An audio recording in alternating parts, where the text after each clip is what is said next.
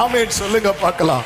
இன்று ஆமென் ஆமென் சாரிபாத் விதவையின் வாழ்க்கையில கர்த்தர் செய்து நமக்கு எல்லாம் நன்றாய் தெரிந்த சம்பவமானாலும் நேற்று காலையில பரிசுத்த ஆவியானவர் அந்த வேத பகுதிக்கு நேராக தான் கவனத்தை திருப்பி அதை கொஞ்ச நேரம் மெடிடேட் பண்ண ஆண்டவர் அனுக்கிரகம் செய்தார். அதிலிருந்து ஆண்டவர் பேசின சில முத்துக்களை உங்கள் மத்தியிலே நான் சொல்லி ஜெபிக்கும்படி விரும்புகிறேன். அவளுடைய நிலைமை குறித்து வேதம் நமக்கு காண்பிக்கிறது. 1 ராஜாக்கள் 17வது அதிகாரம் 8-9 வசனங்களிலே தான் அங்கே ஆரம்பமாகிறது. கர்த்தருடைய வார்த்தை எலியாவுக்கு உண்டாகி அவர் சொல்லுகிறார், என்ன சொல்லுகிறார்? நீ எழுந்து சீதோனுக்கு அடுத்த சாரிபாத் ஊருக்கு போ, அங்கே தங்கியிரு, உன்னை பராமரிக்கும்படி அங்கே இருக்கிற ஒரு விதவைக்கு கட்டளையிட்டேன் என்றார். அங்கே இருக்கிற இந்த விதவையை குறித்து, விதவையினாலே யாரு?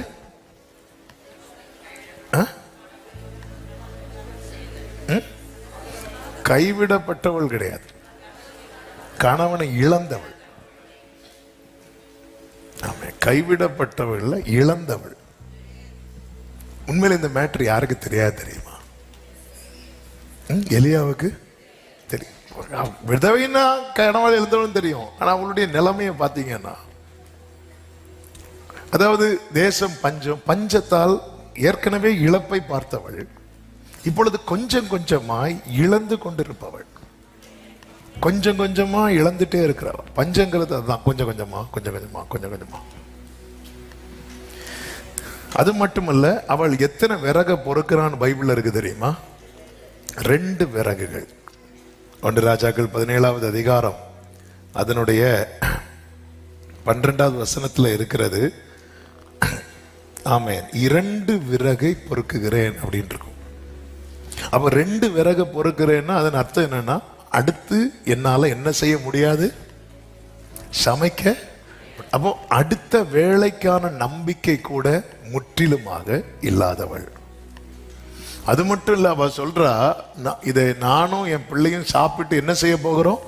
அவ சாவை எதிர்பார்த்து இருக்கிறவள். அவள் லைஃப்ல கொஞ்சம் கூட ஜீவனை எதிர்பார்க்காதவள். ஏற்கனவே இழப்ப பார்த்திருக்கிறாள். ஆறுதலுக்கு ஒரு பையன் இருக்கிறான். இவ சூழ்நிலை ரொம்ப மோசமான சூழ்நிலை. பையன் வளர்ந்து பெரிய ஆள் ஆகிறது வரைக்கும் தாய் தான் பராமரிக்கணும். வீட்டில் இருப்பதோ கொஞ்சம் மாவு, கொஞ்சம் எண்ணெய். 2 விறகு தான் பொறுக்கிறான். 2 விறகு. அதன் அர்த்தம் என்னன்னா, எதுக்கும் 4 விறகு எக்ஸ்ட்ரா எடுத்து வைப்போம். ஒரு வேளை, அந்த ஒரு வேளைங்கிற நம்பிக்கை கூட இல்லாதவள். ஒரு வேளை நமக்காவது அட்லீஸ்ட் இந்த ஒரு வேளை அப்படிங்கிற நம்பிக்கையாவது இருக்கும். ஒரு வேளை அப்படிங்கிற நம்பிக்கை, அந்த ஒரு வேளை அப்படிங்கிற அந்த நம்பிக்கைக்கு ஃபுல் ஸ்டாப் வைத்தவள். மரணத்தை எதிர்பார்த்து கொண்டிருப்பவள்.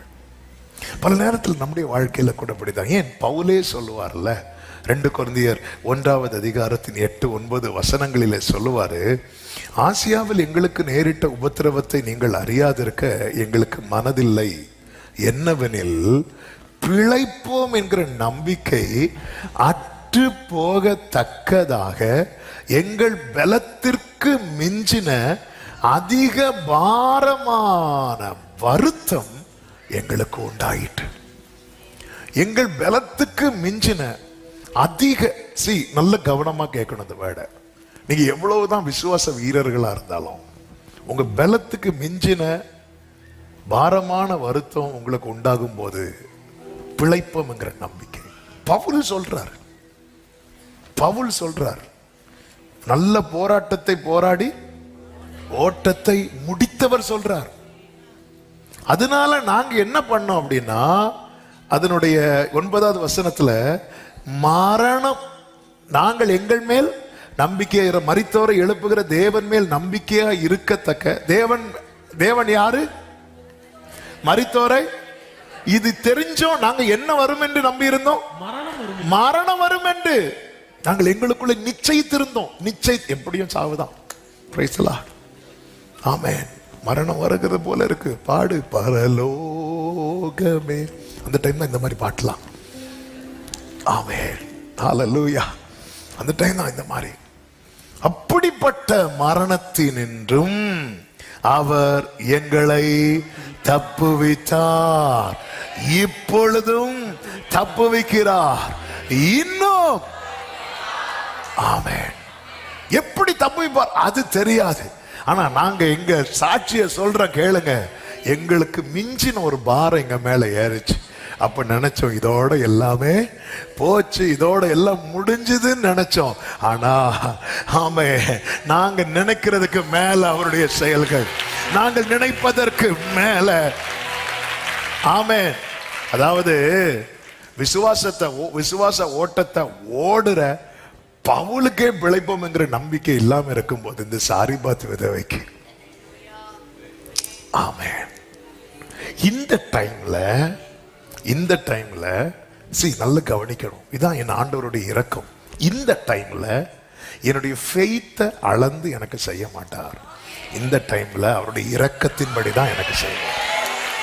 எல்லா இடத்துலயும் ஃபெய்த்தை அளந்து செய்யணும்னா ஆமே, நமக்கு விரல் மட்டும்தான் வளர்ந்துருக்கும், கண்ணு காது மூக்கெல்லாம் வளர்ந்துருக்காது. இதுதான் தேவன். இந்த டைம்ல அவர் எப்படி இறங்குறார்? மரணம் வரும் என்று நாங்கள் நிச்சயித்திருந்தோம். அவங்க அவ்வளவு கான்பிடண்டா இருக்கிறான். நீ நிச்சயித்துல, நீ சொன்னபடியே உனக்கு ஆக கடவுள். இந்த டைம்ல அப்படி சொல்லி இருக்கலாம்ல, நீ விசுவாசித்தபடி உனக்கு ஆக கடவுதுன்னு அந்த இடத்துல சொல்ல. இதுதான் நான் மனிதன் அல்ல, நான் தேவனா இருக்கிறேன்.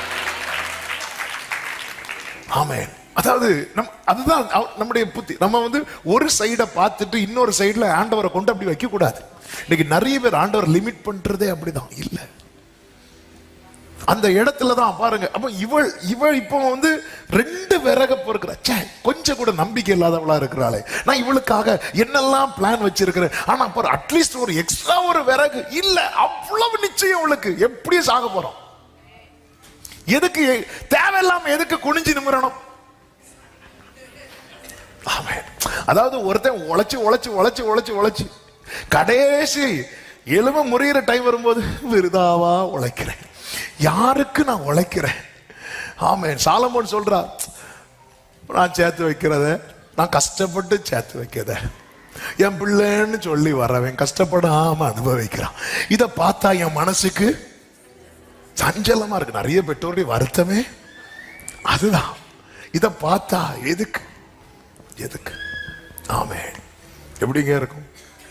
அதான் எங்க அப்பா சொல்லுவாங்க, அவங்க ஊர்ல ஒரு பெரிய முதலாளி இருந்தாராம், பெரிய வாழைத்தோட்டம் வச்சிருந்தாராம். வெரைட்டி அந்த கொலையெல்லாம் காய்க்கிற டைம் எல்லாம் வண்டியா போகுது. அப்ப அங்கிறவங்களுக்கு எல்லாம் எடுத்து கொடுக்குறாராம். அதில் ஒருத்தர் இருந்தா, ஐயா நீங்க சாப்பிட்டு பாருங்க, சுகர். அவன் இவ்வளோ பிரயாசப்பட்டு இத்தனை கொலை விழுந்து அவரால் என்ன செய்ய முடியல? சாப்பிட முடியல. இதுதான், நீ அதை காண்பாய் ருசிக்க மாட்டாய். அவன் இது எவ்வளவு பரிதாபம் தெரியுமா? நான் எதுக்கு குடிஞ்சு இன்னொரு விறகு எடுக்கணும்? நான் எதுக்கு ரிஸ்க் எடுக்கணும்? அதுதான் எனக்கு இல்லைன்னு ஆயிட்டேன். நான் எதுக்கு ஜெபம் பண்ணணும்? எனக்கு இல்லைன்னு ஆயிட்டேன்.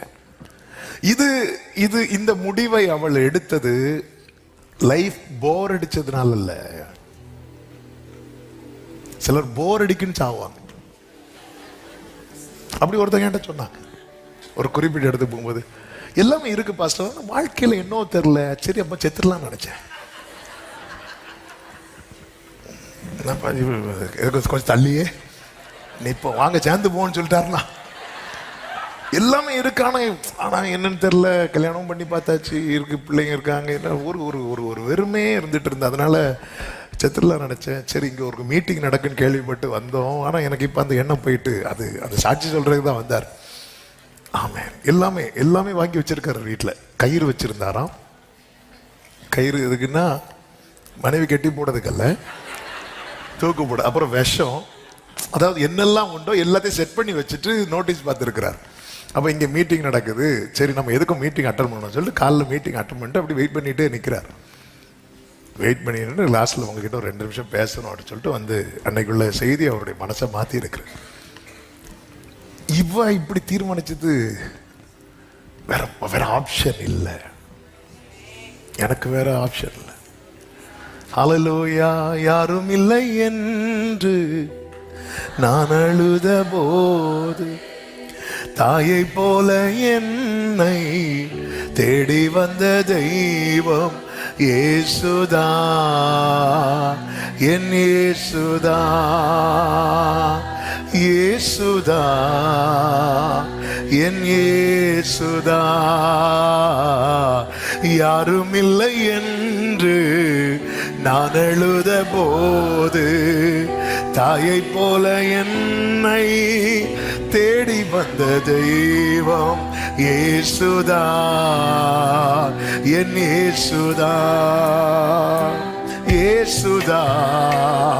எல்லாரும் சொல்லுவோம் ஒரு விஷயம் கூட, யாரும் இல்லை என்று, யாரும் இல்லை என்று நான் அழுத போது தாயை போல என்னை தேடி வந்த தெய்வம் இயேசுதா, இயேசுதா.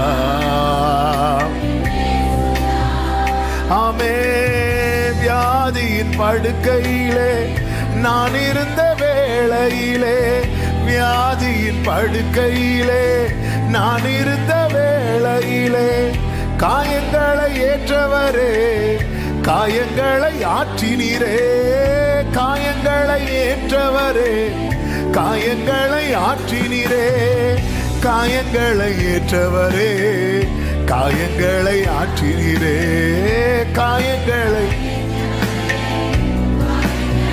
ஆமென். யாரும் இல்லை என்று நான் அழுத போது தாயை போல என்னை, கைகளை உயர்த்தி இயேசுதான், இயேசுதா, என் இயேசுதா, இயேசுதா. இதுதாங்க நம் ஆண்டவராக இயேசு. ஆமென் சொல்லுங்க பார்க்கலாம். இந்த இடத்துல கர்த்தர் என்னை ரொம்ப தியானிக்க வச்ச ஒரு பகுதி, எலியாவுக்காக காகத்தை அனுப்பினார், இந்த விதவைக்காக எலியாவே அனுப்பினார். எந்த இடத்துல அவருடைய பார்வை, எந்த இடத்துல அவருடைய பார்வையில எனக்கு வேல்யூ கூடணுமோ அந்த இடத்துல அவர் அப்படிதான் பார்ப்பார். இந்த இடத்துல ஏன் எலியாவுக்கு அந்த காகத்தை இந்த சாரிபாத் வீட்டு விதவைக்கு மேல அனுப்பி அந்த அப்பத்தையும் இறைச்சியும் போடுறதுக்கு எவ்வளவு நேரம் ஆகும்? இன்னும் சொல்லணும்னா, எலியா இருந்த இடத்துல காகம் எங்க இருந்து அப்பம் இறைச்சி எடுத்துட்டு வந்திருக்கும்? எங்க இருக்குதோ அங்க இருந்த மேக்சிமம் எங்க இருக்கும்? அரண்மனையில தான் இருக்கும். அரண்மனையில இருந்து எலியா இருக்கிற இடத்துக்கு காகத்தை அனுப்புவதை விட சாரிபாத் விதவை வீட்டில் அனுப்புறது ரொம்ப ஈஸி. ஆமென். அப்போ தேவன் இந்த இடத்துல அவர் எப்படி பார்க்கிறார், அவருடைய பார்வையை பாருங்கள். உண்மையில சாரிபாத் விதவை அவளை பார்க்கிற பார்வை சொல்ல வேண்டாம். அதான் இப்ப இவ்வளவு நேரம் சொல்லிட்டு இருந்தேன். எல்லாருமே பரிதாபம் பார்க்கும்போது ஆண்டவர் அவளை ரொம்ப பிரஷியஸா பார்த்து அந்த இடத்துல காகத்தை அனுப்பாமல் அந்த இடத்துல அவருக்கு முன்பாய் நிற்கிற, ஓ ஜீசஸ், உன் வாழ்க்கையில கர்த்தர் உன்னை செய்யணும்னு நினைக்கும் போது கர்த்தர் முதல்ல உன்னை பார்க்கிற பார்வையே ரொம்ப பிரஷியஸா இருக்கும். கர்த்தர் உன்னை பார்க்கிற பார்வையே. ஆமென். ஹல்லேலூயா. ஆமென். தூக்கி எறியப்பட்ட என்னை வேண்டும் என்று சொல்லி சேர்த்து கொண்ட நல்ல நேசரே, தூக்கி எறியப்பட்ட என்னை வேண்டும் என்று சொல்லி சேர்த்து கொண்ட ஆண்டவர் வேற யாரையும் அனுப்பி இருக்கலாம்ல. எலியா ஏற்கனவே ஒளித்திருக்கிறார். ஒளித்திருக்கிறவன வெளியே கொண்டு வரார். யாருக்காக மட்டும் தெரியுமா? உண்மையில எலியா வெளியே கொண்டு வரக்கூடிய டைம் இன்னும் 3 வருஷம் இருக்கு. ஆனா சில நாளுக்குள்ள அவனை வெளியே கொண்டு வரார். எதுக்காக அப்படின்னா, இந்த ஒரு ஸ்திரீக்காக. கொஞ்சம் யோசிச்சு பாருங்க. கெத்செமனே தோட்டத்துல இயேசு அழுத போது இயேசுவை பலப்படுத்த பிதா யார் அனுப்புறார் தெரியுமா? தூதனை அனுப்புறார். நாம் அழும்போது நம்மை பலப்படுத்த தம்முடைய குமாரனை அனுப்புறார். அந்த டைம்ல தேவன் நம்மை ரொம்ப ப்ரெஷியஸா பார்க்கிறார். யாக்கோபு வீட்டை விட்டு புறப்பட்டார்ல, அப்போ அவனுக்கு இருந்த பிரச்சனையை விட யாபோக்காற்றின் கரையில் இருந்தார்ல, அப்போ இருந்த பிரச்சனை ஜாஸ்தி. வீட்டை விட்டு புறப்படும் போது தூதர்கள் ஏறினார்கள் இறங்கினார்கள். ஆனா யாபோக்காற்றின் கரையில் இருந்த போது தேவ தூதர் ஆனவர், ஆமென், நீங்க ஒண்ணுமே இல்லாம இருக்கும்போது ஒருத்தவங்க உங்களை பார்த்து வா அப்படி சொல்றாங்கன்னா நம்புவோமா? நம்ப மாட்டோம். அதான் அட்வான்ஸா பார்க்கிறவர் என்னை பார்த்து, நீ எனக்கு அருமையான குமாரன் அல்லவோ, நீ என் பார்வைக்கு அருமையானபடியால் கனம் பெற்றாய். நீ என் பார்வைக்கு அருமையானபடியால். இந்த இடத்துல ஏன் ஆண்டவரே கேரி தாற்றண்டையில் இருக்கிற நீங்க என்ன சொல்லி இருக்கணும்? உனக்கு லைஃப் வேணும்னா, உனக்கு இனி ஒரு வாழ்க்கை வேணும்னா, என் தீர்க்கதரிசி எவ்வளவு பெரிய தளபதி இல்ல, சீரிய நாட்டு தளபதி பேர் என்ன? நாகமான அங்கிருந்து எலிசாவை தேடி வர வச்சார். ஆமா, ராஜாக்கள் தண்ணி இல்லாததும் யோசபாத் யோராம் எல்லாம் எலிசாவை தேடி போறாங்க. ஹல்லேலூயா. ஆனா இந்த சாரிபாத் விதவை இருக்கிற இடத்துல எலியாவையே கொண்டு வருகிறார். இதுதான் என் தேவன். ஆமென் சொல்லுங்க பார்க்கலாம். அவருடைய பார்வை கேரி தாற்றண்டையில் மட்டுமல்ல, அவருடைய பார்வை சாரிபாத்திலும் இருந்தது. என் தேவனுடைய செயல்கள் இதுதான். ஆற்று தண்ணீர் வற்றினதை குறித்து அவர் கலங்காமல் கேரி சாரிபாத்தில் இருக்கிற அந்த விதவையின் வீட்டில் இருக்கிற எண்ணெய் வற்றக்கூடாது என்பதில் ஆண்டவர் பிலிப்புவை கண்டு அழைத்த அதே நேரத்தில் அவருடைய பார்வை அத்திமரத்துக்கு கீழே இருந்த நாத்தான்வேல் மேலேயும் இருந்துச்சு. ஆமென். ஆண்டவரை என்ன பார்க்காம அவங்கள பார்க்கறீங்களே, இப்படிதான் தோணும். இல்ல, அவர் நம்மையும் பார்த்துட்டு தான் இருக்கிறார். கெனேசரேத்து கடற்கரையிலே வந்து பேதுருவை சீஷனாக்கின அதே ஆண்டவர் தான் கெதரேனே கடற்கரையில வந்து 6000 பிசாசுகள் பிடித்த வாலிபனை தம்முடைய சாட்சியாய் மாற்றினார். இந்த நாளிலே, இந்த நேரத்தில் என்னை கேட்டுக்கொண்டிருக்கிற அன்பு சகோதரா சகோதரி, பேதுருவுக்கு காஸ்பல், அதாவது ஜீசஸை இன்ட்ரோடியூஸ் பண்றதுக்கு ஒரு அந்திரையா இருந்தான். ஆனா அந்த 6000 பிசாசுகள் பிடித்த வாலிபனுக்கு யாருங்க இருக்கிறா? ஹல்லேலூயா. உன்னை தேடி வர ஒரு அந்திரையாக்களும் இல்லாமல் இருந்தாலும் நீ தேவனுடைய பார்வையில விலையேற பெற்றவன், விலையேற பெற்றவள். நல்ல கைகளை தட்டி ஆமென் சொல்லுங்க. இதுதான் என் ஆண்டவர். ஆமென். ஆபிரகாமுக்காக கிரியை செய்கிற அதே நேரத்தில் ஆகாருக்காகவும் கிரியை செய்கிற கர்த்தர். நம்முடைய டாபிக் ஆபிரகாம், ஆகார்லாம் டாபிக்கே கிடையாது. நம்முடைய டாபிக் எலியா. ஆமென். இந்த சாரிபாத் விதவையில நம்ம டாபிக்கே கிடையாது. நம்முடைய டாபிக் பீட்டர், பேதுரு, அந்த வாலிபன்லாம் நம்ம டாபிக்கே கிடையாது. எது நம்ம டாபிக் கிடையாதுன்னு தூக்கி போடுறோமோ அதையெல்லாம் தூக்கி எடுத்து, ஓ ஜீசஸ் ஜீசஸ் ஜீசஸ். சிலர் உங்க பக்கத்தில் இருக்கிறவங்களை அநேகர் மேன்மையா பார்த்து உங்களை தூக்கி போடலாம். கவலைப்படாதிருங்கள். அவர் எலியாவின் தேவன் மட்டுமல்ல, இந்த சாரிபாத் விதவையின் தேவனும். ஆமென் சொல்லுங்க பார்க்கலாம். நம் ஆண்டவர் இரக்கமுள்ள கர்த்தர். நீங்க ஆண்டவரை எந்த அளவுக்கு, நீ அதனாலதான் சொன்னேன், நம்ம ஒரு காரியத்தை வச்சு ஆண்டவர் அப்படி லிமிட் பண்ணிடவே கூடாது. சில நேரத்தில் நம்ம விசுவாசம் வந்து ரொம்ப டவுன் ஆயிரும். ஆனால் அந்த நேரத்திலையும் தாங்குவார். கையை பிடிச்சிட்டு தான் சத்தம் போடுவார். ஆமே. அற்ப விசுவாசியே, ஏன் சந்தேகப்பட்டான்னு சொல்றதுக்கு முன்னாடி கையை பிடிச்சிட்டார். ஹல்லேலூயா. என் ஆண்டவர் நல்லவர். இத்தனை ஜனங்களுக்கு ஆகாரத்தை எங்கிருந்து வாங்கலாம்? இப்படி கேள்வி கேட்ட இடத்துல தான் அந்த சீஷர்களை கொண்டு எல்லாருக்கும் விளம்ப வைக்கிறார். சில நேரத்தில் நான் விசுவாசத்துல தொய்ந்து போவது உண்டு. ஆனா அந்த நேரத்துல அவர் வந்து என்னுடைய அந்த அளவின்படி அளக்காம, அவருடைய இரக்கத்தின்படி, அவருடைய கிருபையின்படி, அதனாலதான் நம்ம இன்னும் ஜீவனோடு இருக்கிறோம். ஆமென் சொல்லுங்க பார்க்கலாம். ஒரு தேவ பிள்ளை தேவனை புரிந்து கொள்ள வேண்டும். ஆண்டவர் அனுப்புறார் பாருங்க. இந்த சாரிபாத் விதவைக்காக, எலியாவே நீ எழும்பி சீதோனுக்கு அடுத்து சாரிபாத் என்னும் ஊருக்கு போ. ஆமென். இதுக்கு மேல ஒருவேளை இப்படி ஒரு கிரியை ஆண்டவர் துரிதமா செய்யவில்லை என்றால், ஒருவேளை அந்த அம்மா சொன்னது போல அவளும் மகனும் மரித்திருக்கலாம். கொஞ்சம் யோசித்து பாருங்க. எலியா அங்கே வந்து சேர்ந்த போது அந்த சாரிபாத் விதவையும் அவளுடைய மகனும் மரித்திருந்தால், ஆமென், அதன் அர்த்தம் என்ன? நமக்கென்று அனுப்பப்பட்ட வார்த்தை தாமதியாமல் நம்மை வந்து சேரும்.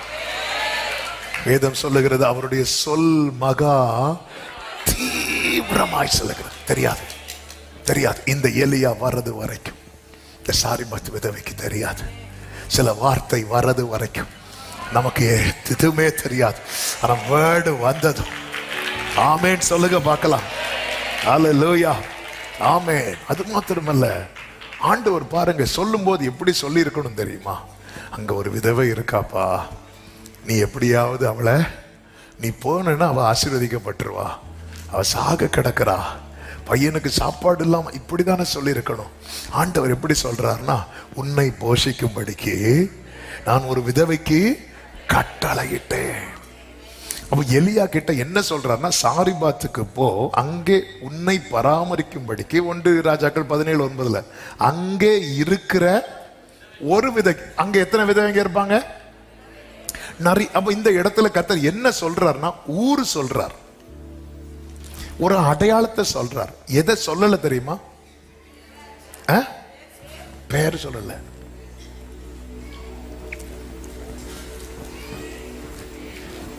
அனனியா கிட்ட சொல்லுவார், நீ தமஸ்குவுக்கு போய் அங்க யாரை தேடு? சவுல் என்னும் பேர் கொண்ட ஒருவனை. இந்த இடத்துல கர்த்தர் என்ன சொல்றார்? இங்க ப்ராஃபஸி எப்படி வருது? பேர் சொல்லி வருது. ஆனா சாரிபாத் விதவைக்கான ப்ராஃபஸி எப்படி வரல? பேர் சொல்லி வரல. பல நேரத்துல நமக்கு, ஆண்டவரே அவங்களுக்கு எல்லாம் பேரை சொல்லி சொல்றீங்க, ஆண்டவரே பேரை சொல்லி சொல்றீங்க. ஆமென், ஆமென். இந்த வேர்டை இங்க கொஞ்சம் புரிஞ்சுக்கோங்க, புரியும்படி நான் சொல்றேன். ஆண்டவர் இங்க விட்டு கொடுக்கல, அதே நேரத்தில் அவளுக்கான ஒரேமா ஆண்டவர் கொடுக்கிறார். இப்ப அந்த ஒரு விதவை எந்த விதவை தெரியாது. எலியாவுக்கு தெரியாது, ஆனா எலியாவுக்குள்ள இருக்கிற வார்த்தைக்கு தெரியும். ஆமென். கர்த்தருடைய வார்த்தை உண்டாகி, அப்படிதானே இருக்கும். 1 ராஜாக்கள் 17:8 கர்த்தருடைய வார்த்தை அவனுக்கு உண்டாகி. இப்ப அந்த வார்த்தையின்படி எலியாவுக்கு தெரியாது, ஆனா எதுக்கு தெரியும் தெரியுமா? வார்த்தைக்கு தெரியும். கர்த்தர் யாக்கோபுக்கு ஒரு வார்த்தையை அனுப்பினார், அது ஏசாவின் மேல் இறங்கிட்டு அப்படின்னு பைபிள்ல கிடையாது. அவர் யாக்கோபுக்கு ஒரு வார்த்தையை அனுப்பினார், அது இஸ்ரவேல் மேல. நல்ல கைகளை தட்டி ஆமென் சொல்லுங்க பார்க்கலாம். கர்த்தர் எனக்கென்று ஒரு வார்த்தை அனுப்பினால், அது பெயர் சொன்னாலும் பெயர் சொல்லவில்லை என்றாலும், என்னோடு இருக்கிறவர்களுக்கு அது தெரியாம போனாலும், அது என் பக்கத்தில் இருக்கிறவன் மேல் இறங்காது, அது என் மேலதான். ஆமென். மத்தேயு 2வது அதிகாரத்துல, நேரம் இல்லாததுனால எடுக்க வேண்டாம், நீங்க கொஞ்சம் கவனிச்சீங்கன்னா தெரியும். 2வது அதிகாரத்துல 2 ப்ராபசி நிறைவே, 2 நிறைய ப்ராபசி அங்க நிறைவேறுது. அதுல குறிப்பா 2 ஊர்களை குறித்து சொல்லப்பட்டிருக்கிறது. ஒன்று பெத்லெகேமை குறித்து, இன்னொன்று இயேசு எங்கே வளர்ந்தா, நாசரேத்தை குறித்து. பெத்லெகேமை குறித்த ப்ராபசியை நமக்கு தெளிவா தெரியும். நாசரேத்தை குறித்து நஸ்ரேயன், மத்தேயு 2:19 நினைக்கிறேன். கடைசி வசனத்தை வாசிங்க, 23 வாசிங்க. நாசரேத்தின் ஊரிலே வந்து வாசம் பண்ணினார். நஸ்ரேயன் என்னப்படுவார் என்று உரைக்கப்பட்டது நிறைவேறும்படி இப்படி நடந்தது. ஆமென். அதுக்கு முன்னாடி 6வது வசனமா, யூதேயா தேசத்தில் உள்ள பெத்லெகேமே, யூதாவின் பிரபுக்களில் சிறியதல்ல, என் ஜனமாகி இஸ்ரவேலை ஆளும் பிரபு உன்னிடத்திலிருந்து புறப்படுவார் என்று தீர்க்கதரிசியினால் எழுதப்பட்டிருக்கிறது. அந்த தீர்க்கதரிசி யாரு? மீகா. 5வது அதிகாரம் 2வது எடுக்க வேண்டாம். இதே போல நாசரேத்தை குறித்து நீங்க பார்க்க முடியாது. ஆமென். ஆண்டவர் இன்னைக்கு சொல்ல வைக்கிற காரியமே தான். நீங்க தேடலாம், நீங்க அதுக்கு ஏற்றார் போல வசனங்களை தேடி கண்டுபிடிக்கலாம். பைபிள் ஸ்காலர்ஸ் எல்லாம் இதை வச்சுதான் சொல்லியிருப்பாரு, இதை வச்சுதான் சொல்லியிருப்பாரு. கரெக்டா அந்த பெத்லகேமை போல எப்ராத்தா என்னப்பட்ட பெத்லகேமே, யூதாவின் ஆயிரங்களுக்குள்ளே நீ சிறியதா இருந்தால். கரெக்டா அந்த பெத்லகேமை தூக்கி அந்த வசனத்தை இவங்களால தேடி கண்டுபிடிக்க முடியும். அவர் சொன்னார்ல இவங்களுக்கு, அதே போல செஞ்சார். ஆனா நாசரேத்து, நஸ்ரேயன் எனப்படுவார், நாசரேத் ஊர்ல ஆமே நஸ்ரேயன் எனப்படுவார் என்று தீர்க்கதரிசிகளால் உரைக்கப்பட்டது. எங்க கண்டுபிடிங்க பார்க்கலாம்? கண்டுபிடிக்க முடியும், அது மறைபொருள். ஆமே, எனவேதான் பெத்லகேமை தேடி வராங்க. நட்சத்திரத்தை பார்த்ததும் பெத்லகேமை தேடி வராங்க. அவங்களுக்கு தெரியுது, பைபிள் தெரிஞ்சவங்களுக்கு தெரியும் இங்கதான் நடக்குதுன்னு. ஆனா பைபிள் தெரிஞ்சவனுக்கு கூட தெரியல. நாங்க வேத புத்தகத்தில் எழுதி இருக்கிறவரை கண்டோம் என்று பிலிப்பு சொல்லும் போது அவர் நஸ்ரேயனாக இயேசு. உடனே ஆமே நாத்தான்வேல் கேட்கிறார், என்னது நாசரேத்திலிருந்து நன்மை வருமா? ஆமென். நீ அது தெரியணும்னா வந்து பாரு, வந்து பாரு. ஆமென். உன்னை குறித்து தெளிவான, நம்மை குறித்த வார்த்தைகள் நிறைய நமக்கு புரியல. நமக்கு எப்படி புரியணும்னா பேரை சொல்லி, ஆமென், தமஸ்குவுக்கு போ, நேர் தெருவுக்கு போ, அங்கே சவுல் என்னப்பட்ட ஒருவனை பேர் சொல்லி சொன்னாதான். அதையே நம்ப மாட்டேங்கிறோம். ஆமென். இந்த சாரிபாத் விதவைக்கு கர்த்தர் கொடுத்த வார்த்தை என்பது, ஹல்லேலூயா, கர்த்தருக்கு மகிமை உண்டாவதாக. பெத்லகேமை குறித்த தீர்க்க தரிசனம் தெளிவாக எழுதப்பட்டிருக்கிறது. அது வேதத்தை அறிந்த எல்லாருக்கும் தெரியும். ஆனா நாசரேத்தை குறித்த தீர்க்க தரிசனம் அப்படி அல்ல. ஆனாலும் பெத்லகேமை குறித்து சொல்லப்பட்டது எப்படி நிறைவேறினதோ அது போலவே நாசரேத்தை குறித்தும் ஆமென் கேட்பாங்க. ஆண்டவர் இந்த ஆகஸ்ட் பிரேயர்ல உங்களுக்கு என்ன வார்த்தை கொடுத்தாரு கேட்டா சிலர் அடிப்பாங்க பாருங்க, இது என்ன கூப்பிட்டு பேசினார்னு. சிலருக்கு புரியாது, ஆண்டவர் பேசினாரு ஆனா தெரியாது, தெரியாது. ஆமா, சில செய்தியில உறங்கிட்டு தெரியாதுன்னு சொல்ல, அது கிடையாது. இருக்கிறாங்க மறைபொருள், மறைபொருள். ஆண்டவர் மறைபொருளை வைத்திருக்கிறார். சில காரியத்தை அப்போ ரிவீல் பண்ண மாட்டார். ஆமென், ஹல்லேலூயா. நாளைக்கு இந்நேரத்துல ஒருத்தன் வருவான்னு சொல்லிட்டு சவுல் வந்ததும் இவன் தான் அப்படின்னு சொல்லிட்டு ஆண்டவர் சொன்னார் பாருங்க. ஆனா தாவீதுக்கான அந்த தைல கொம்பை எடுத்துட்டு நீ போங்கிறார், போங்கிறார். ஹல்லேலூயா. அதாவது கொஞ்சம் தெரியும், ஒரு வீட்டை குறித்து சொல்றார். எந்த வீடு? ஈசாயின் வீடு. இந்த வீட்டில் இருக்கிற ஒருவனை நான் தெரியும், ஈசாயின் குமாரர்களில் ஒருவனை தெரிந்த. அது கூட ஓகே. சாரிபாத்துல ஒரு விதவைன்னா எத்தனை விதவைங்க இருப்பாங்க, எத்தனை விதவைங்க இருப்பாங்க. நீங்க கவனிச்சீங்கன்னா தெரியும், இந்த வார்த்தை தவறான எங்கேயுமே போகல. வார்த்தையோட எலியா நேரா வந்தாச்சு. நம்ம கூகுள் மேப் பார்த்தே தண்ணிக்குள்ள வண்டி இறக்கும் இல்ல. அப்படி இடையில ஒரு நியூஸ் குளத்துல வண்டி நைட்டு போய் விட்டு வண்டி குளத்துல மேப்பு வச்சது பெரிய ஒரு ஆப்பு பத்தி அழகாக சொல்றாங்க. ஆமென். நமக்கு தெரியாது, நமக்கு தெரியாது, நமக்கு தெரியாது எலியாவே. ஆனா வார்த்தை சரியா சந்திக்கும். இதான் டிவைன் என்கவுண்டர், ஒரு தெய்வீக சந்திப்பு.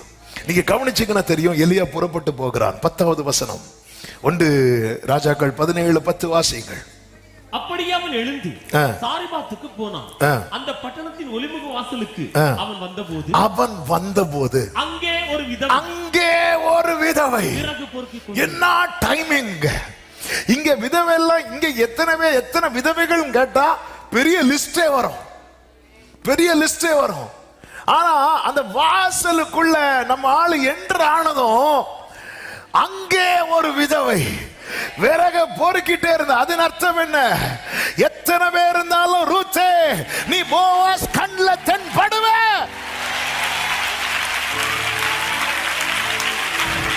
எலியா வந்ததும் அவளை பார்த்து, இங்க பாருமா நீ தானே அந்த விதவை, சொல்லு.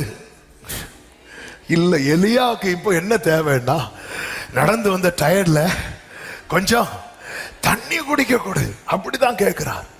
ஆமென். இந்த வார்த்தை எப்படி கரெக்டா சந்திக்க வைக்கிறார் பாருங்க, கரெக்டா சந்திக்க வைக்கிறார் பாருங்க. ஹல்லேலூயா, ஹல்லேலூயா. மாரியும் உறைந்த மழையும் வானத்திலிருந்து இறங்கி அவ்விடத்துக்கு திரும்பாமல் பூமியை நனைத்து அதில் முளை கிளம்பி விளையும்படி செய்து விதைக்கிறவனுக்கு விதையையும் புசிக்கிறவனுக்கு ஆகாரத்தையும் கொடுக்கிறது எப்படியோ அப்படியே என் வாயிலிருந்து புறப்படும் வசனமும் இருக்கும். அது வெறுமையாய்.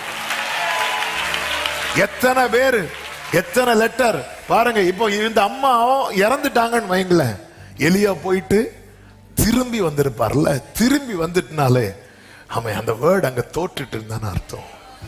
ஆமே ஆமே, நான் தோற்கலாம், வார்த்தை தோற்காது, வேர்டு தோற்காது. கரெக்டான சந்திப்பு, கரெக்டான சந்திப்பு. என்ன சந்திப்புங்க! ஹல்லேலூயா. இயேசு கிறிஸ்து கெதரேனே நாட்டுல கால் வச்சதும் அந்த ஊர் ஜனங்கள் ஒருத்தர் கூட வரல. வந்திருந்தா அவனை சுகமாக்குறதுக்கு முன்னாடியே போதகரே தயவு செய்து நீங்க போயிருங்கம்பாங்க. கால் வச்சதும் ஒரே ஒருவன் மட்டும் வந்து காலில் விழுறான். யாரு தெரியுமா? யாருக்காக அவர் வந்தாரோ அவன் மட்டும் வருகிறான். ஆண்டவர் எதுவுமே அக்கறைக்கு போவோம் வாருங்கள் இவ்வளவுதான் சொல்றாரு, வேற எதுவுமே இல்லை, வேற எதுவுமே இல்லை. கர்த்தருக்கு மகிமை உண்டாவதாக. சில நேரத்தில் கேட்கலாம் அவங்கள பத்தி. சிலர் லைஃப்ல நடக்கும்போது அவங்களுக்கு அது ஆண்டவர் அன்னைக்கு சொன்னார்ல, நமக்கு சிலருக்கு சொல்லப்பட்டது எல்லாருக்குமே தெரியுங்க, ஆனா சிலருக்கு சொல்லப்பட்டது நிறைவேறும் போதுதான் தெரியும். ஆமா, வேதம் என்ன சொல்லுகிறது? 1 ராஜாக்கள் 17வது அதிகாரம் அதனுடைய 16வது வசனத்தை பாருங்கள். கர்த்தர் எலியாவை கொண்டு சொன்ன வார்த்தையின்படியே. தெரியாது, அது வரைக்கும் தெரியாது. சில காரியத்தை ஆண்டவர் மறைபொருளாவே வைத்திருப்பார். ஆனா நம்மை குறித்து பேசுவார், உன்னை போஷிக்கும்படிக்கு நான் அந்த விதவைக்கு கட்டளையிட்டு இருக்கிறேன். அந்த விதவை நிலைமையோ ஆமா, எலியா போனதும் சாட்சி கேட்கிறார். சொல்லுமா உங்க சாட்சி? ஆமேன். அதாவது தண்ணி எடுத்துட்டு வான்னு சொல்றாரு. அந்த அம்மா எதுவுமே சொல்லல. ஏன்னா வீட்டுல என்ன இருக்கு? தண்ணி இருக்கு. போகும்போது அப்படியே ஒரு 2 சப்பாத்தியும் போட்டுட்டு வாமா. ஆமேன். சிலர் அப்படிதான் கேட்பாங்க. ஆமேன். ஹல்லேலூயா. கொஞ்சம் அரிசி இருக்கா? இருக்கு. அப்படியே கொஞ்சம். வேற ஏதாவது கறி இருக்கா? இல்லை நாங்கள் மொத்தமா சோறே வச்சுட்டு எடுத்துட்டு வேற சிலர் அப்படி இப்படிதான் கேட்பாங்க. கொஞ்சம் கொஞ்சம் அதுக்கு கூட அப்படியே எடுத்துடுவான்னு சொல்லும் போதுதான் இந்த அம்மா சொல்றாங்க. 12வது வசனத்தை வாசியுங்கள்.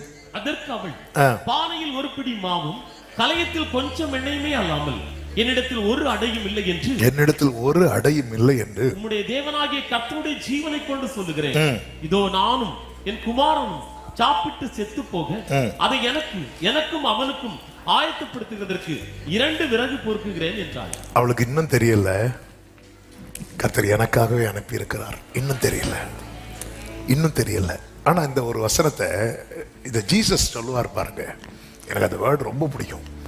லூக்கா 4வது அதிகாரம் அதனுடைய 25, 26 வசனங்களில, அன்றியும் எலியாவின் நாட்களிலே 3 வருஷமும் 6 மாதமும் வானம் அடைப்பட்டு தேசமெங்கும் மிகுந்த பஞ்சம் உண்டாயிருந்த போது இஸ்ரவேலருக்குள் அநேக விதவைகள் இருந்தார்கள்.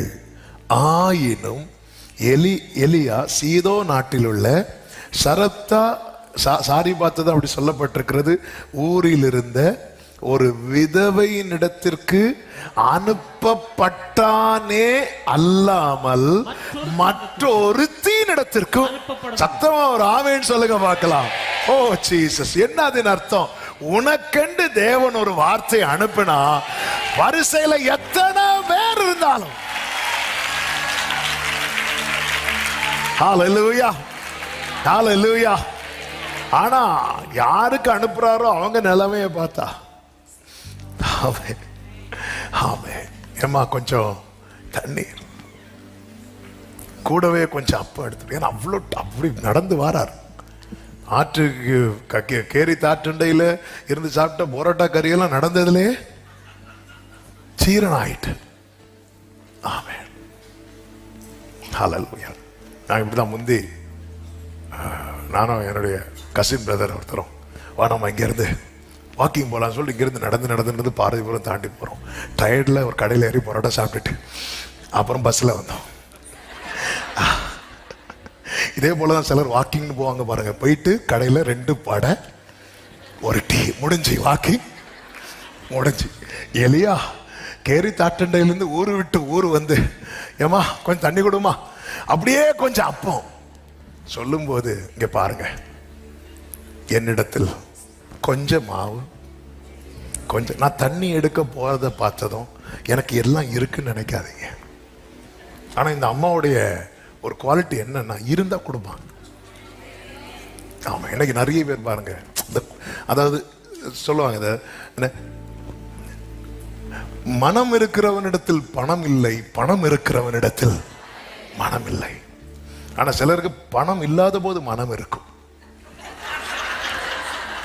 இப்படிதான் முந்தி பழைய சர்ச்சு அப்பா இருக்கும்போது, அதாவது கீழே இருந்து மேலே வர்றதுக்குள்ள பழைய சர்ச் கன்ஸ்ட்ரக்ஷன் டைம் ஒருத்தர் சொன்னார், பாஸ்டர் எனக்கு ஒரு 50,000 ரூபா வர வேண்டி இருக்கு, தரவே இல்லை, தந்துட்டாருன்னா அதை அப்படியே கொடுத்துருவேன் பாஸ்டர்.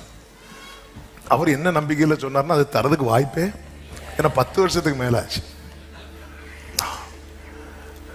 அவரு கஷ்ட காலத்துக்கு அடுத்த வாரமே கிடைச்சிட்டு, அதுக்கப்புறம் சர்ச்சுக்கு வரல. அவருக்கு ஒய்ஃப் கேட்டு, நீங்க தானே சொன்னீங்க இப்படி கிடைச்சது. நான் கிடைக்கும்னு எங்க நினைச்சேன், பாஸ்டர் ஊக்கவா ஜெபம் பண்ணிருப்பாரு நினைக்கிறேன், கிடைச்சிட்டு. நான் கிடைக்கும்னு எங்க நினைச்சேன். இவ பாருங்க, தண்ணி எடுத்துதான் சொல்லும் பாருங்க, பாருங்க என்கிட்ட அப்படி இல்லை, அது இருக்கு, இருந்தா கொடுக்கிற மனம் உள்ள. ஆண்டவர் நம்ம கிட்ட இருக்கிற நன்மையை பார்க்கிறார், மனுஷன் நம்ம கிட்ட இருக்கிற பணத்தை பார்க்கிறான். உங்ககிட்ட நன்மை இருக்கா, அது செய்யத்தக்க திராணி அவர் தருவார். ஆண்டவருடைய குவாலிட்டி என்ன தெரியுமா? ஆண்டவருடைய குவாலிட்டி என்ன தெரியுமா? தேவன் ஒருத்தங்களை போஷிக்கிறார்னா அவங்கள வச்சு 4 பேரை போஷிக்க வைப்பார்.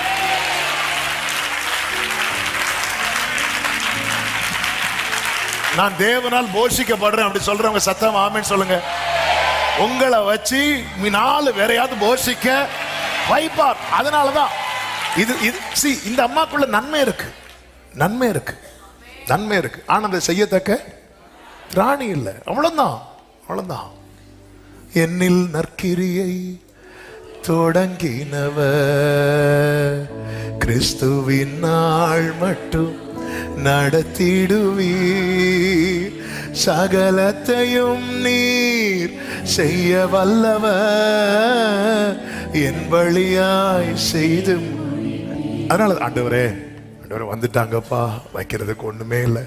பாத்தீங்களா, ஒரு ஆண்டவர் ஜெபிக்க சொல்லி கொடுக்கும் போது கூட ஒரு சிநேகிதன் தன் சிநேகிதன் இடத்துல ராத்திரியில போய் தட்டுற, ஏன்னா அவனிடத்துல ஒருத்தன் வந்திருக்கிறான், அவனுக்கு முன் வைக்கிறதுக்கு. ஆனா இவனுக்கு ஆசை இருக்கு, வைக்கணும், அவன் முன்னாடி ஏதோ வைக்கணும், ஒரு 3 அப்பம் வைக்கணும். ஆனா இவங்கிட்ட இல்லை. உடனே சிநேகிதன் கதவை தட்டினதும் நல்லா புரிஞ்சுக்கோங்க, நமக்குள்ள ஆசை இருக்கும், அதை நிறைவேற்ற வேண்டிய எல்லாம் நம்ம சிநேகிதரிடத்துல இருக்கு. ஆமென், ஹல்லேலூயா. எலியா, நீ போய் அரண்மனை கதவை தட்டு. அரண்மனையில அப்பம் இருக்கு, இறைச்சி இருக்கு, எல்லாம் இருக்கு. ஆனா எலியா வந்தா என்ன செய்ய மாட்டாங்க, கொடுக்க மாட்டாங்க. நம்ம பிரச்சனையே அதான், எங்க இருக்குன்னு பார்த்து போயிட்டு இருக்கிறோம், கர்த்தர் எங்க கொண்டு போறாருன்னு பார்க்க மாட்டேங்கிறோம். ஆமென். வார்த்தை இல்லாதவன் எங்க போய் கதவை தட்டி இருப்பான் தெரியுமா? ஆகாப்ட போய், ஆகாவே எப்படி சௌக்கியமா? ஆமென். ஏதாவது பார்த்து எடுத்து நம்மள இவங்கள்ட்ட இருக்குன்னு போய் கதவை தட்டுறோம். இல்ல, ஆண்டவர் எங்க போய் கதவை தட்ட வைக்கிறார் தெரியுமா? ஆமென். நன்மை செய்யணும்னு மனம் இருக்கிறவன்ட்ட போய் கதவை தட்ட வைக்க, பணம் இருக்கிறவன்ட்ட போய் கதவை தட்ட வைக்கல. அதனால பணத்தை வச்சு உங்க ஃபெலோஷிப்பை வந்து வேல்யூ பண்ணீங்கன்னா, நீங்க அதாவது என்ன சொல்லுவாங்கன்னா, தங்கத்தை தேடி வைரத்தை இழந்தது போல ஆண்டவர் மனம் இருக்கிறவன்ட்ட போய் கதவை தட்ட வைக்கிறார். இதுதான் கர்த்தர். அப்போ இப்ப தெரியுதா கர்த்தர் எதை பெருசா பாக்குறாருன்னு? இருதயத்தை பாக்குறார், இருதயத்தை பாக்குறார். நீங்க 4 பேருக்கு நன்மை செய்யணும்னு நினைங்க, நீங்க ஆண்டவர் பார்வையில் ரொம்ப பிரஷியஸ். எல்லாரும் நல்லா இருக்கணும்னு நினைங்க, நீங்க தான் பிரஷியஸ். ஆமென் சொல்லுங்க பார்க்கலாம். ஆமென். செய்தி பாதி தான் இருக்கு, டைம் ஆயிட்டு, என்ன பண்ண? இந்த அம்மா உள்ளதை சொல்றாங்க. ஆமே, நானும் என் குமாரனும் சாப்பிட்டு செத்து போக அதை நான் என்ன செய்கிறேன் தெரியுமா? ஆயத்தப்படுத்துறேன். சொல்லும் போது எலியா சொல்றாரு, 13வது வசனம், அப்பொழுது எலியா அவளை பார்த்து, பயப்படாதே, நீ போய் உன் வார்த்தையின்படியே ஆயத்தம், நீ சாவு. அதாவது உன் வார்த்தையின்படியே ஆயத்தப்படுத்து. ஆனாலும் அதுல முதலில் எனக்கு அடையை பண்ணி இந்த இடத்துல வந்து அவங்க நம்பிக்கையில எல்லாம் கை வைக்கல. ஆனா ஒரு வேர்டு வந்துட்டு, பயப்படாத, பயப்படாத. நீங்க மரண விளிம்பில் இருந்தாலும் பயப்படாதன்னு ஒரு வார்த்தை வருதுன்னா அதை ஜெயிக்க போறீங்கன்னு அர்த்தம். வேற இங்க நீ போய் ஆயத்தப்படுத்து, நீ போய் வேற எதுவுமே சொல்லல எலியா, வேற எதுவுமே சொல்லல. அதுக்கு அப்புறம் சொல்றாரு, கர்த்தர் தேசத்தில் மழையை கட்டளையிடும் நாள் மட்டும் பானையில் மா செலவழிந்து போவதும் இல்லை, கலசத்தில் எண்ணெய் குறைந்து போவதும் இல்லை என்று இஸ்ரவேலின் தேவனாகிய கர்த்தர். இதை எங்க வச்சு சொன்னார் தெரியுமா? இங்க வச்சுதான் சொல்றார். அங்க வச்சு என்ன சொன்னார்? அங்க வச்சு என்ன சொன்னார்? நான் ஒரு விதவைக்கு, இந்த வார்த்தையுடையவனுடைய எப்படி ஆண்டவர் அவனை உருவாக்குறார் பாருங்க. அங்க வச்சு சொன்னத இங்க வந்து பேசுறான். ஏற்கனவே சொன்னதை நீ பேசிட்டேன்னா அடுத்து சொல்ல போற வார்த்தை உள்ள வைப்பா. நமக்கு ஏன் அடுத்த வார்த்தை உள்ள வர மாட்டேங்குதுன்னா ஏற்கனவே சொன்னதை பேச மாட்டேங்கிறோம். இவர் வந்ததுமே பயப்படாதே பயப்படாதே பயப்படாதே, இவர் பயந்துட்டு வராரு.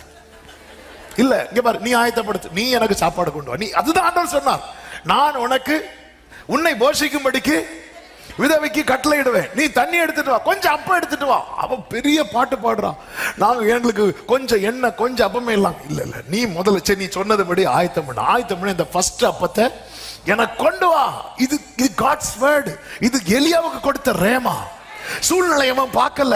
ஆண்டவர் என்ன ஆண்டவர், இதுக்கு அந்த காக்காவே பரவாயில்ல. நம்ம அப்படித்தானே பேசுவோம்.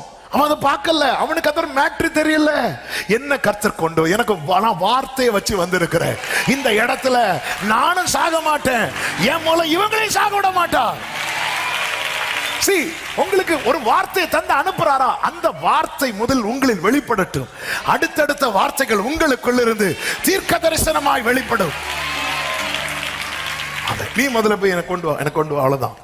அந்த அம்மா சரி கொண்டு வர ரெடி ஆகும் போது இப்ப அடுத்த வார்த்தை வருது. இங்க பாரு, பஞ்சகாலம் முழுவதும் கர்த்தர் மழையை கட்டளையிடும் நாள் மட்டும் பானையில் மா செலவழிவதும் இல்லை, கலசத்தில் எண்ணெய் குறைந்து போவதும் இல்லை என்று இஸ்ரவேலின் தேவனாகிய கர்த்தர் சொல்லுகிறார். இப்ப நம்ம என்ன பண்றாங்க தெரியுமா? அது அப்படியே செய்ய போறாங்க. ஆமென். இந்த கீழ்ப்படிதல் இருக்குல்ல, இந்த நம்பிக்கையின் ஊற்றை திரும்ப ஓபன் பண்ணி விட்டுறோம். கீழ்ப்படிதல் இருந்து தண்ணீரை மொண்டு கொடுங்கள் அப்படின்னு தான் ஆண்டவர் சொன்னார். வேலைக்காரங்கள்ட்ட வேற எதுவுமே சொல்ல, நீ இதை எடுக்கும் போது இது ரசமா மாறும், ஒண்ணுமே சொல்ல, நீ இதை எடுத்து கொண்டு கொடு. அவங்க அப்படியே செஞ்சாங்க பாருங்க. எப்போ அது ரசமா மாறுச்சுன்னு தெரியல, ஆனா அது இன்னொரு கைக்கு போகும்போது அது ரசமாயிட்டு. கோலை நீட்டுங்கிறார், சமுத்திரத்தை பிளந்து விடு. கோலை நீட்டான், பிளக்க முடியுமா அதெல்லாம் தெரியாது, கோலை நீட்டான். கீழ்ப்படிதல் வந்து நமக்குள்ளே அடைப்பட்டிருக்கிற அந்த நம்பிக்கையின் ஊற்று இருக்குல்ல, அந்த அடைப்பை வந்து கீழ்ப்படிதல் வந்து உடைச்சிடும். அது உடைச்சிட்டுனா நம்ம என்னதான் வெளிப்படும் தெரியுமா? நம்பிக்கை வெளிப்படும். மார்த்தாள் மரியாள் அந்த ஆண்டவரே இங்க நீங்க இருந்திருந்தா இப்படி நடந்திருக்குமா? இப்ப அந்த கல்லை புரட்டுங்கள். ஒருத்தர் கூட நம்பிக்கை கிடையாது. ஏன் இயேசுவோடு வந்த சீஷர்கள் கூட, ஆனா அவங்க அதை செஞ்சாங்க. ஆமென். அந்த கல்லை இவங்க புரட்டுறாங்க. அந்த நம்பிக்கையின் ஊற்று, அந்த நிறைய ஊற்றுகளை வந்து நிறைய இந்த கீழ்ப்படியாமை, இந்த அவிசுவாசம் என்கிற அழுக்குகள் வந்து அடைச்சிருக்கு. நீ அதை எடுத்து கொண்டு வாமா, நீ அதை கொண்டு வா. இந்த அம்மா சரின்னு போறாங்க. உண்மையில் இந்த கொஞ்சம் மாவுல ஒரு 4 அப்பம் சுடுறாங்கன்னு வைங்களேன். 4 அப்பம் சுடுறாங்க. 4 அப்பம் சுடுறாங்கன்னா ஆளுக்கு 2. இப்ப 3வது ஒரு ஆள் வந்துட்டாங்க. பொதுவா பாருங்க, 2 பேருக்கு தான் டீ போடுறதுக்கு பால் இருக்கு. ஒரு ஹஸ்பண்ட் அண்ட் ஒய்ஃப் இருக்கிறாங்க, டீ போட்டு குடிக்கலான் இருக்கும்போது 3வது ஒரு ஆள் வந்துட்டாங்கன்னு வைங்களேன். ஆமே, மேக்சிமம் அன்னைக்கு டீ இருக்காது. ஹல்லேலூயா. ஒரு சமடி பார்த்துட்டே இருப்பார். அவங்களுக்கு எப்படி இருக்கும் தெரியுமா? அது பாஸ்டரா இருந்தாலும் அவங்களுக்கு வந்துட்டாரு. ஆமென். அப்படிதான் இருக்கும், அப்படிதான் இருக்கும். ஆமென். ஹல்லேலூயா. வார்த்தை வந்து பாரம் கிடையாது. ஆமென். நீ எனக்கு கொண்டு. அப்போ 4 அப்பம் சொல்றாங்க. ஒரு அப்பம் கொடுக்கணும். இந்த அம்மா என்ன நினைச்சிருப்பாங்க தெரியுமா? தனக்கு சொல்றத கொடுக்கலாம். ஆமென். ஹல்லேலூயா. உங்ககிட்ட என்ன இருக்கு? 5 அப்பம் 2 மீன் கொடு அப்படின்னாரு. ஆமென். பேதுரு கொடுக்கும்போது, ஆண்டவரே ஒரு அப்பம் நான் எடுத்துக்கிட்டேன். நான் 3 நாளா அந்த பையனை சாப்பிட விடாம, அவன் சாப்பிட எடுக்கும்போதெல்லாம் தொட்டாத. அவனும் அப்படி சில பார்த்துருக்கீங்களா, அப்படி பிஸ்கட் எடுப்பீங்க, நான் பார்க்கும்போது ஆண்டவரே பார்த்துட்டாரே அடி. அதே மாதிரி 3 நாளா அப்படியே எல்லாரும் அனுப்பி விட்டு கொடு கொடு. ஆமென். இந்த கீழ்ப்படிதல் அடைக்கப்பட்ட ஊட்ட. இயேசுவை நம்புவே, நாளெல்லாம் நான் பின்பற்றுவே, என்னை அவரிடம்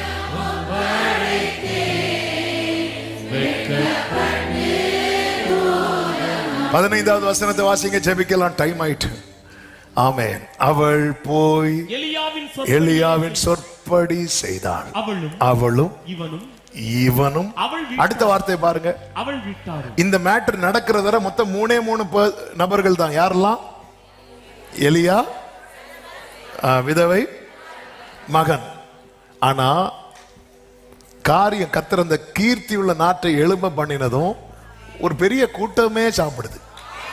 கொஞ்சம் உங்க வீட்டுல கொஞ்சம் யோசித்து பாருங்க. இதை நீங்க இன்னைக்கு விசுவாச கண்டலாம். உங்க வீட்டுல அடுத்த வேளைக்கு சாப்பாடுக்கு ஒரு என்னன்னு தெரியாம இருக்கிறீங்க.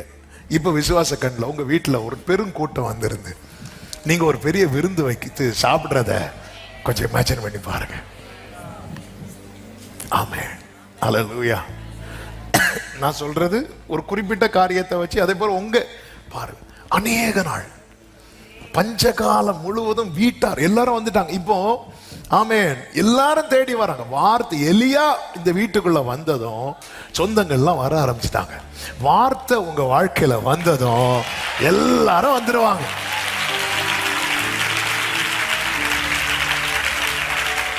இனி பஞ்சம், இனி அவமானம். ஆமென். ஹல்லேலூயா. எத்தனை பேர் நம்புறீங்க? என் தேவன் என் வாழ்க்கையில் இதை செய்ய வல்லவராய் இருக்கிறார். எல்லாரும் எழுந்து நிற்கலாமா? அவமானம் அடைவதில்லை, அப்பா நான் உமது பிள்ளை. இந்த பாடலை பாடி ஆண்டவருக்கு மகிமை செலுத்துவோம். அவமானம் அடைவதில்லை அப்பா, அவமானம் அடைவதில்லை. க்ளோரே அப்பா நான் உமது பிள்ளை. ஒரு நாளும் ஓரலபா சத்தனரே, ஒரு நாளும் உம்மைத்தான் நான் பார்க்கிறேன், உம்மைத்தான் நான் பார்க்கிறேன். பிரகாசம் அடைகின்றேன்.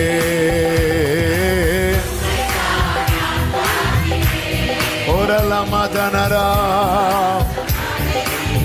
உடைந்த நொந்த உள்ளத்தோடு ஆமென். உடைந்த நொந்த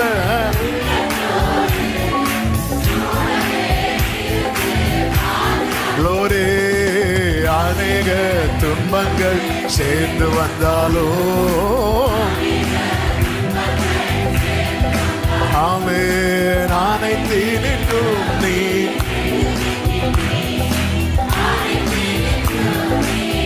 ஆமென். அவமானம் ஆமென். நல்ல கைகளை தட்டி ஜீசஸ் அவமானம் அடைவதில்லை. ஆமென் அப்பா, ஆமென். ஓரலமா சந்தனரே, ஹல்லேலூயா. நன்றி ராஜா, நன்றி ராஜா. தேங்க்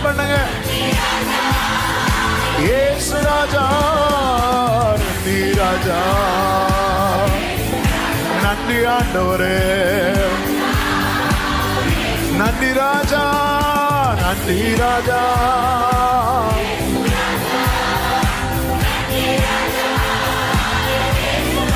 ஜீசஸ் நன்றி ராஜா. Gloria la varadana. ஒவ்வொரு நாளும் உணவு உடை தந்து, ஒவ்வொரு நாளும் உணவு உடை தந்து பாதுகாத்து வந்தீர். இதுவரை நடத்தினார் அல்லவா, இனிய நடத்துவார். பயப்படாதே, பயப்படாதே, பயப்படாதே. எதுக்கு இப்ப பயந்துட்டு இருக்கிற? பயப்படாதே, பயப்படாதே. கர்த்தர் கீர்த்தி உள்ள ஒரு நாட்டை உனக்கு எழுப்ப பண்ணுவா. கீர்த்தி உள்ள ஒரு நாட்டை. எஸ் எஸ். ஓரா பாகரா பாபா சந்தனரா. ஒரே சத்தமாய் நன்றி ராஜா, நன்றி ராஜா.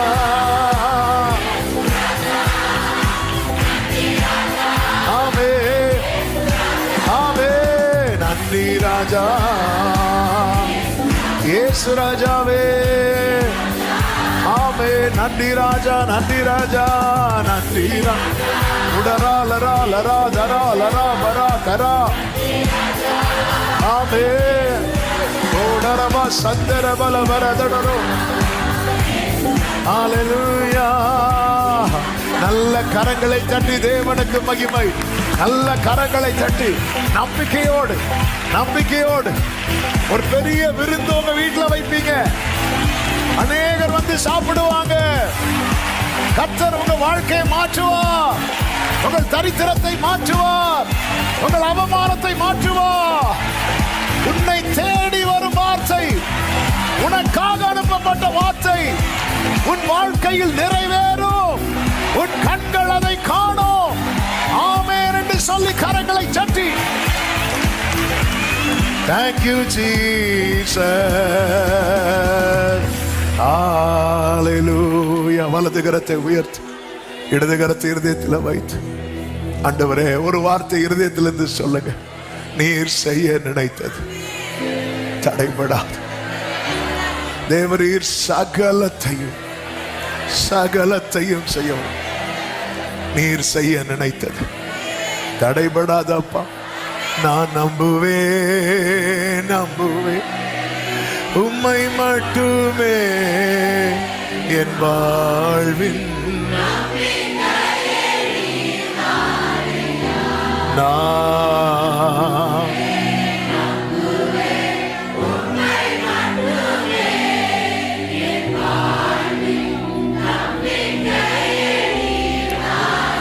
நல்ல தகப்பன இரக்கமுள்ள தேவன், இந்த புதிய மாதத்தின் முதல் வெள்ளிக்கிழமை ஃபாஸ்டிங் பிரேயர்ல எங்களை கிருபையாய் கூட்டி சேர்த்து பாட, துதிக்க, ஆராதிக்க, செபிக்க வைத்து அநேக சாட்சிகளை கேட்க பண்ணினீர். எல்லாவற்றுக்காக நன்றி, ஸ்தோத்திரம். எங்களோடு பேசினீர். நீர் பெரியவைகளை, மகத்துவமான மகிமையானவைகளை, கிரகிக்க கூடாதவைகளை, ஆச்சரியமானதை, அதிசயமானதை எங்க வாழ்க்கையில செய்கிறவர் நீரே. உம்முடைய வார்த்தையில ஆவி இருக்கிறது, ஜீவன் இருக்கிறதப்பா.